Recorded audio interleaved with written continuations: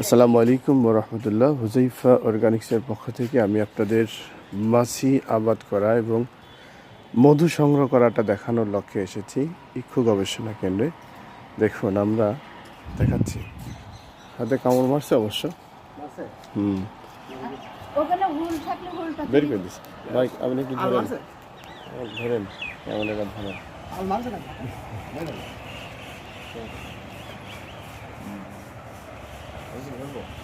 আস্তে ধরলে কিছুই হয় না, আস্তে করে ধরেন কিছুই হয় না। আস্তে